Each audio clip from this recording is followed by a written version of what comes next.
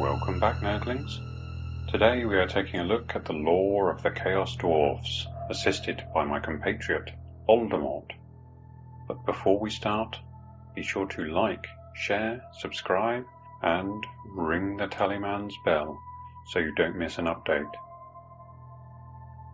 The Chaos Dwarfs are an industrious, dark-souled and merciless warrior race of demonsmiths, slavers, and brutal killers that dominate the bleak landscape of the Dark Lands. At the centre of the Dark Lands lies a region filled with innumerable blackened factories, of hellforges and massive armories, a dark, heartless and nightmarish industrial empire, the likes of which surpasses all others in the old world. Long separated from their fading kin of the West, the Chaos Dwarfs have given themselves over to their Dark Master, Hashut, the Father of Darkness.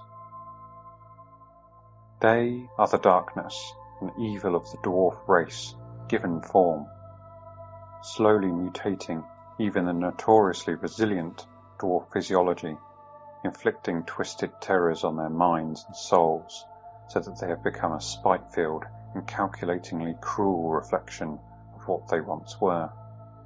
Chaos has worked subtle changes on their bodies, with some growing extra arms and legs, whilst others mutated into indescribable horrors.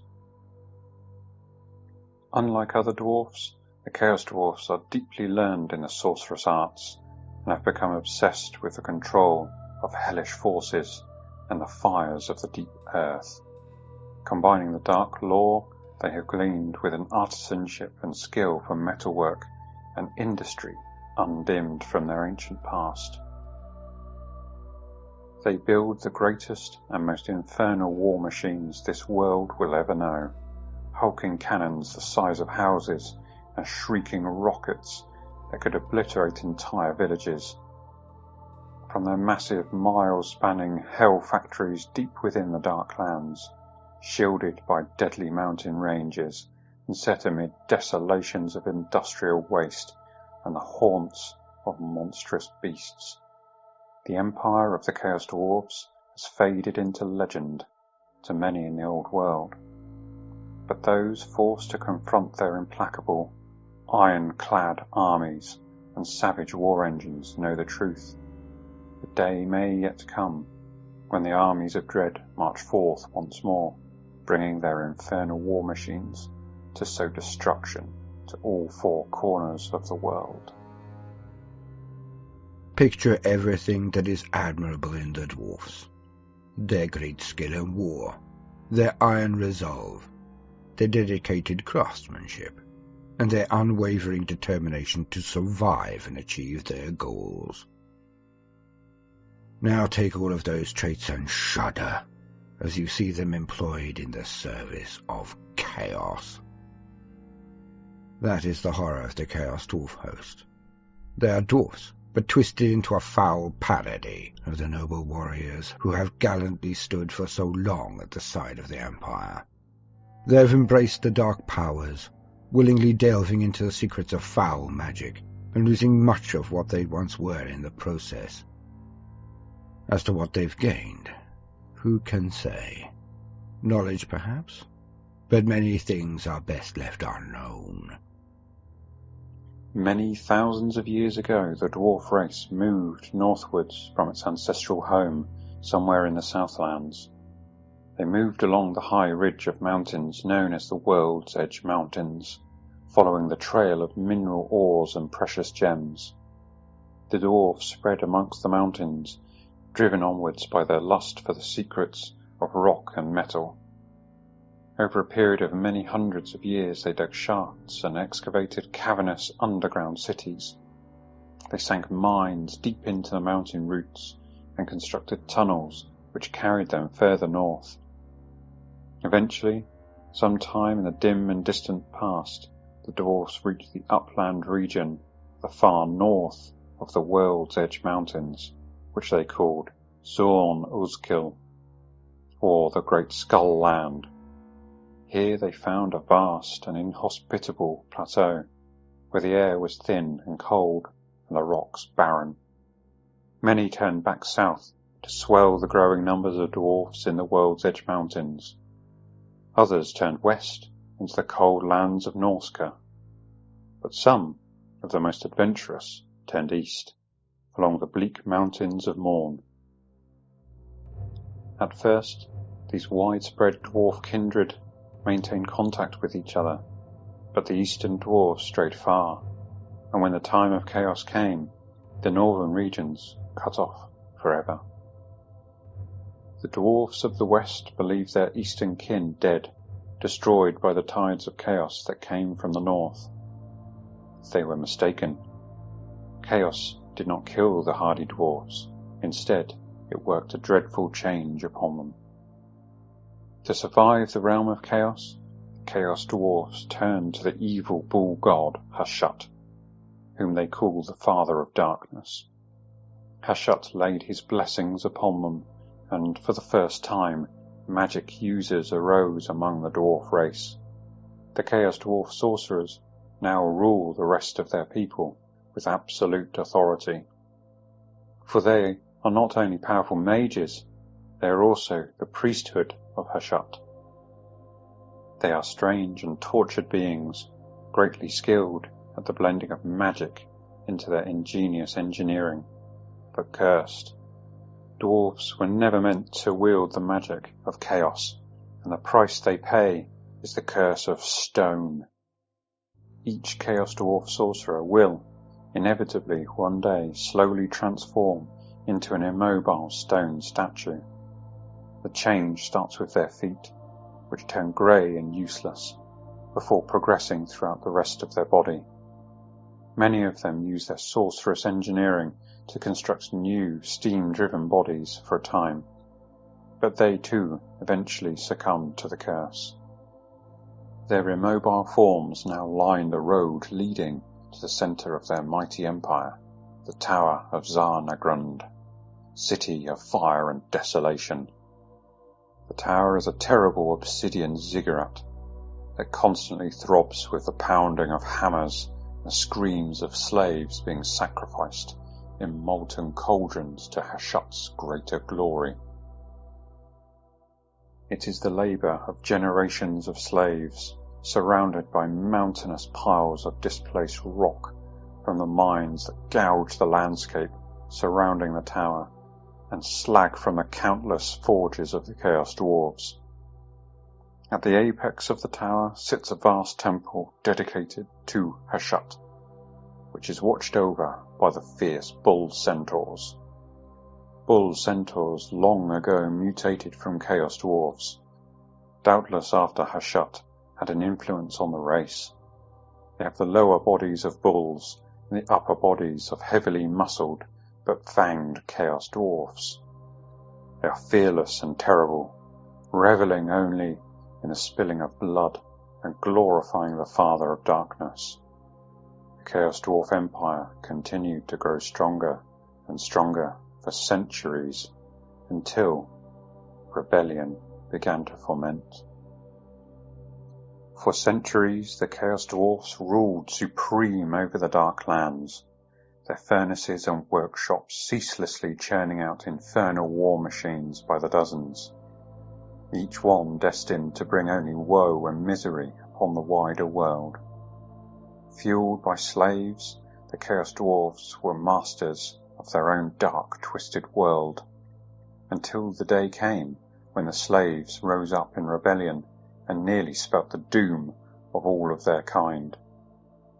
During that forgotten age, the Chaos Dwarfs grew wary of the constant animosity and infighting of their green-skinned slaves, and so sought a solution to make them more obedient towards their tyrannical masters. With the aid of dark magic and the selection of the largest and strongest of their green-skinned slaves, they magically bred the first Black Orcs into existence. Their meddling in the natural world turned to catastrophe, for their ill-fated attempt to create a more disciplined and highly coordinated green-skinned slave force only made them the perfect leaders for their brethren to rise up and topple their sadistic rule. The magical abilities of the dwarf sorcerers could never erase the strong sense of independence that all orcs possess. Now when the Greenskins rose up in rebellion, the great uprising that followed almost led to the complete destruction of the entire empire, making it as far as the doors to the Temple of Hashut, the very dark heart of the Chaos Dwarf Empire. However, in their hour of triumph, only the timely betrayal of their hobgoblin allies spared the Chaos Dwarfs from their complete and total annihilation. The dwarfs would have you believe that they are immune to the taint of chaos, but it is not so. It is true that their hardy constitutions resist the effects of the warping longer than the humans, and mutants are fairly rare among them. However, those that fall go far indeed. Their mutants often have skin that seems to be made of metal or stone. A number of them have the shape of centaurs, only they have bodies that resemble stunted bulls. When I've tried to discuss this with dwarfs, their reactions have been somewhat extreme. Several times I was told my head would be parted from my shoulders if I ever brought up the subject again, which leads me to believe that there must be more to the story. It is a shame, really. Their taciturn nature prevents them from employing my expertise to their advantage.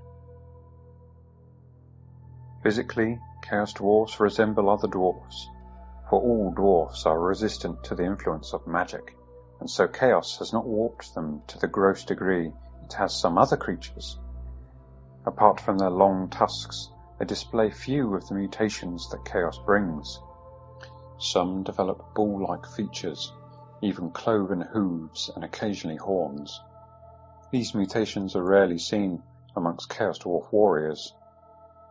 It is Chaos Dwarf sorcerers who are most likely to show the effects of magic. Unlike other dwarfs, the Chaos Dwarfs are extremely learned in magic. The Chaos Dwarf sorcerers are the masters of the Tower of Tsar Nagrand. They are the lords of their race, directing the labours of the slaves and the conquests of the armies. The Chaos Dwarf sorcerers are also the high priests of Hashut, the father of darkness, whose burning temple sits atop the mountainous city. The iron statue of Hashut is wrought in the form of a gigantic bull, which glows red hot with the heat of the burning furnace within its metal belly. The Chaos Dwarfs sacrificed captives to their god by throwing them into cauldrons of molten iron or tossing them into roaring furnaces. If the influence of chaos has worked terrifying changes upon the bodies of the Chaos Dwarfs, this is as nothing compared to the transmutation of their hardy dwarf minds. The traditional dwarf values of stubborn determination, craftsmanship and industry have been twisted into a perverted mockery in the hearts of the Chaos Dwarfs. They became pitiless, macabre and cold-hearted creatures, devoid of mercy and consumed by a need to enslave and dominate everyone and everything they come into contact with. And from this need grew their empire, year upon year, decade upon decade, and then century upon century. With malevolent intent and monstrous patience, the dominion of the Chaos Dwarfs has slowly grown. Down the centuries, their culture became as corrupted as their minds at every level, from their language and runecraft to the structure of their clans and their worship, all tainted by chaos and poisoned by malice. However, they are still uniquely dwarven in many respects. Loyalty, grudge and kinship stand as solid as iron, but mercy and weakness are intolerable flaws to be contemptuously destroyed. This comes not from some kind of howling anarchy such that the human followers of chaos employ, nor the unthinking savagery of the beastmen, or even the desperate labyrinthian intrigues and vicious aggression of the Skaven. Instead, they are consumed with a grim, cold cruelty and calculated brutality. Where was Grimnir when the warriors were dying? Where was Valea when their children sickened?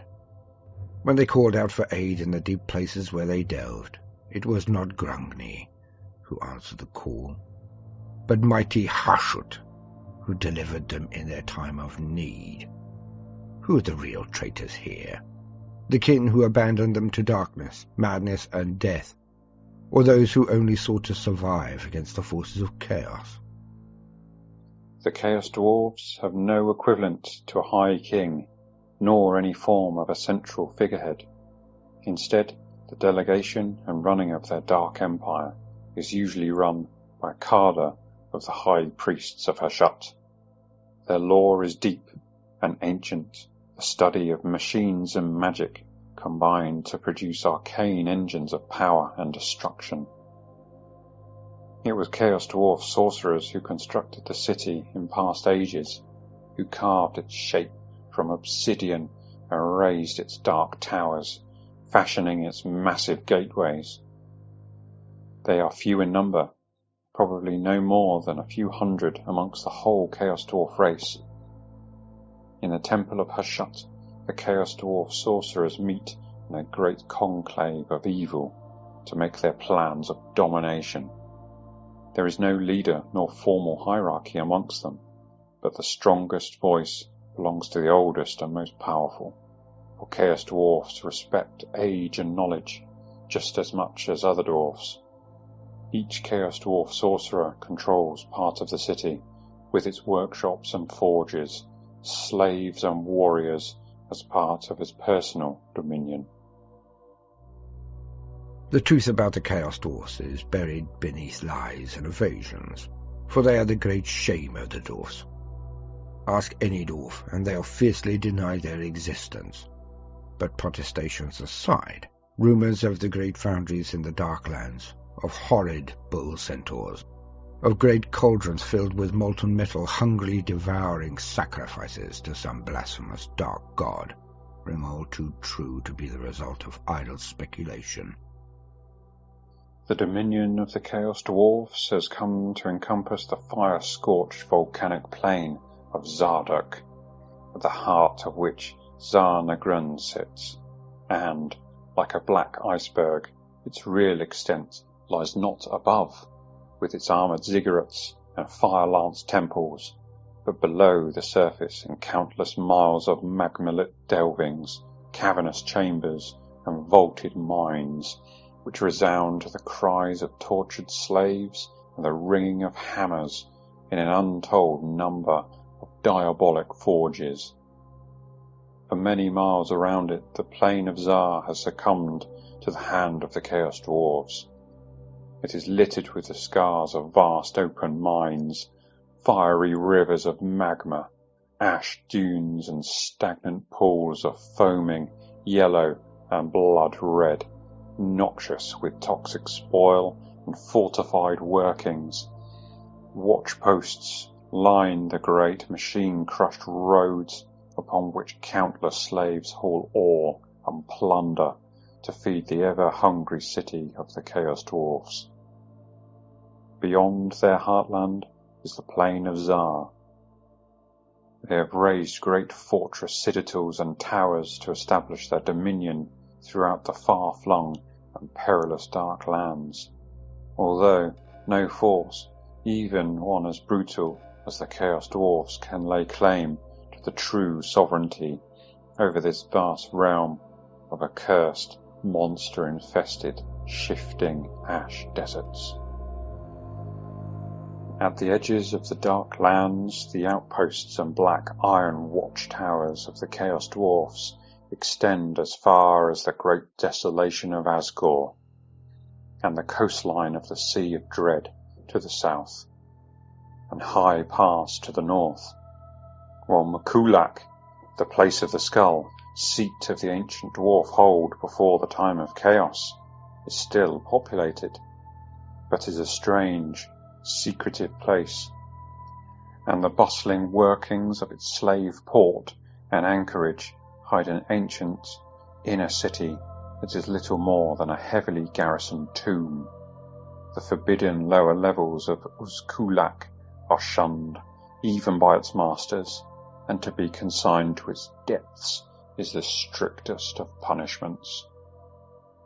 You may curse them, shun them, deny their existence, but that is no matter. You have done so for centuries. Had you not abandoned them, the vast family would never have been sundered. Thanks to your cowardice, they are strong and mighty, seeing the truths that have long been hidden from dwarf eyes. The Chaos Dwarf civilization has grown apart from the influences and developments of the old world, and has acquired a distinctive character of its own. Chaos Dwarfs wear armour made from metal scales, bound together with flexible wire that makes a strong but pliable defence. This armour is usually painted red.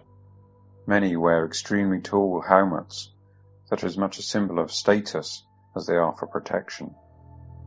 Depending upon his expertise, a Chaos Dwarf's helmet can be in a distinctive shape, or may be decorated in a specific way.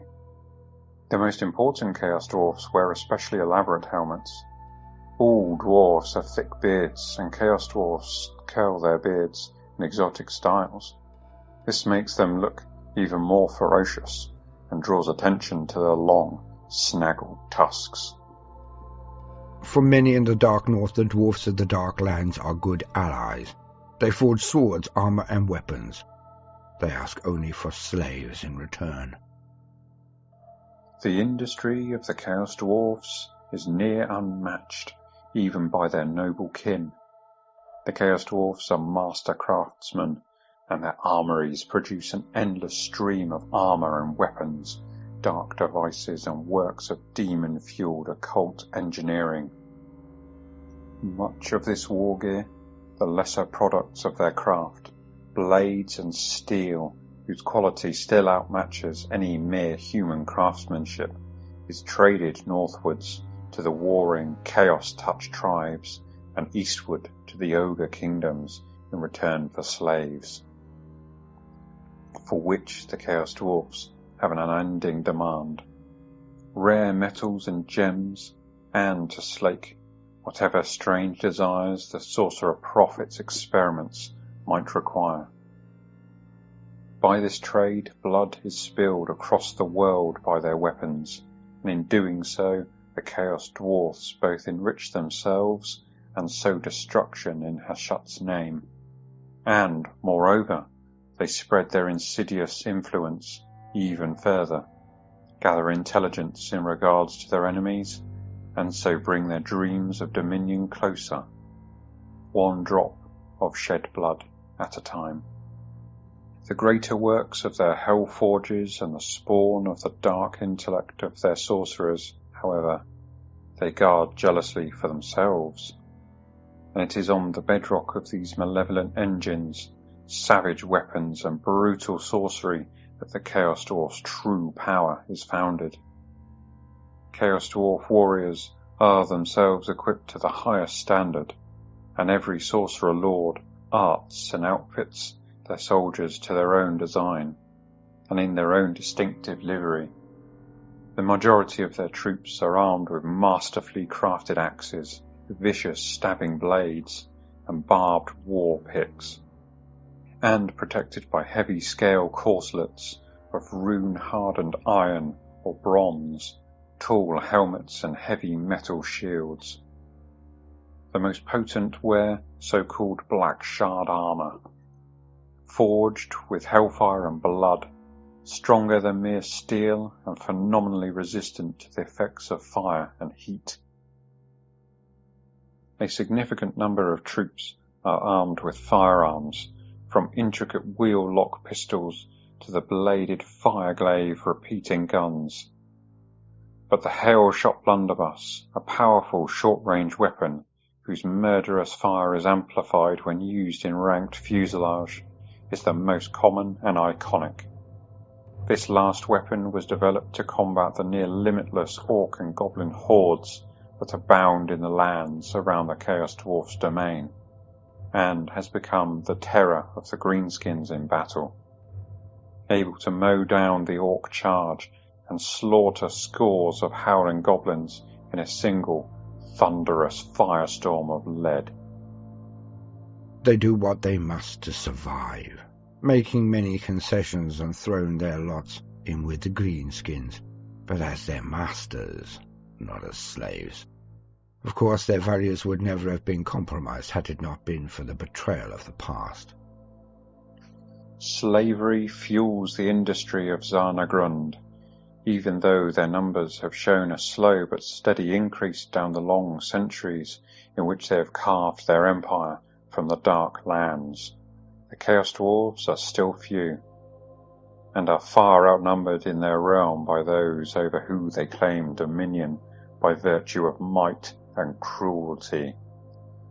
The Chaos Dwarfs consider all life other than that of their own kind to have value only as raw resource and fitting sacrifice, and to them the muscle and sinew, and even the souls of those that bow and scrape at a gesture of their iron-shod hands and cringe before the stroke of their steel-barbed whips, are no more than a commodity to be amassed, exploited, and spent.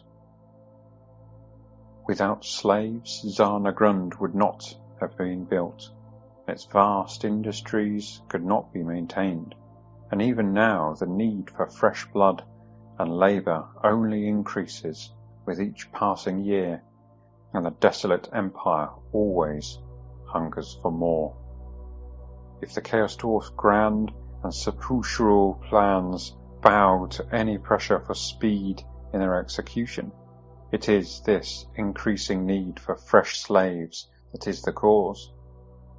Should the levels of slaves falter through disaster or overuse, and are required at the commissioning of any grand new design, the Chaos Dwarf war host is gathered and a suitable target selected for despoil, while simultaneously Iron Mask emissaries go out to the tribes of dark-hearted men, ogres and even orcs to barter razored steel for lives. This, in turn, can trigger fresh assaults and ravages far beyond the Dark Lands to feed the Chaos Dwarf's tally. And captives taken in distant lands can eventually find their end drudging in the slave pits of Zarduk, or slaughtered upon its burning altars. Unfortunate wretches of many races toil amid the poisoned air and burning ash of Zarduk, and like the craftsmen they are, the Chaos Dwarfs prefer, when possible, to select the right tool for the right job. From mutilated elves, flayed and bled to provide alchemical unguents, to fettered and broken chaos beasts from the northern wastes, harnessed for their immense strength and tolerance for injury. But by far the most common slaves in the Chaos Dwarf realm are orcs and goblins, and this is not simply because they are native to the Dark Lands and its bordering mountains, but also because they are hardy creatures who will often last the longest in the noxious fumes and murderous conditions under which they are made to labour. Of these, the hobgoblins have a unique and favoured place, as much as a slave might be favoured by such cruel and callous masters.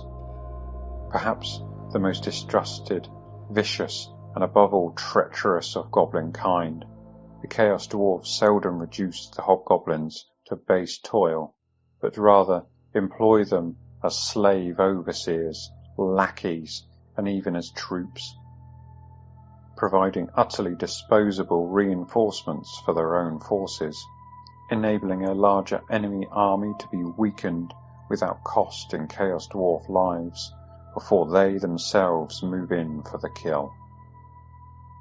Hated by the other greenskins who would happily murder them if they could, the hobgoblins of the Dark Lands have come to rely on the Chaos Dwarfs for patronage and protection.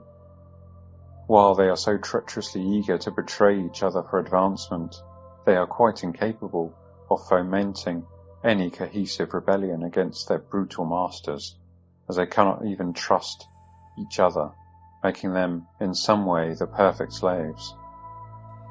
Humans, too, have their place among the slaves of the Chaos Dwarves, as they are adaptable and quick-witted, if though less durable than greenskins, and considerably more unpredictable, as do ogres, who are valued for their raw power, but always present a danger, as their primitive, violent spirits can never be fully broken.